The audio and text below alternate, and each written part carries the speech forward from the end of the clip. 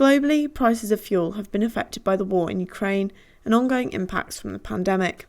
In the Falkland Islands, we've seen a steady rise in the cost of diesel over the past year. The 3 pence increase in November's prices saw the price at the pumps going over £1 for the first time ever. But it's not just the cost of diesel that's caused shock. Kerosene has sat at 68 pence for the past 5 months. In November, it rose a whopping 51p, or around 75%. The previous high for kerosene was 82 pence back in 2012.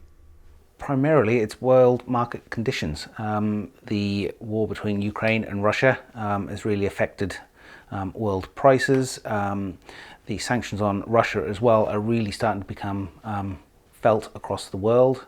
And it's also a bit of a knock-on after the pandemic. During the pandemic, there was lots of refineries which closed, and they've just not been able to restart them, and which means that there's a bit of actually a shortage of distilled products from diesel, kerosene, petrol across the world. Costs are being felt now as an agreement with the MOD means that Stanley Services buy kerosene in bulk at different points across the year. We're very fortunate to have an agreement with the MOD where we can purchase kerosene from them. They last received a consignment back in January, and then they received another consignment in September, and the pricing reflects more current market conditions.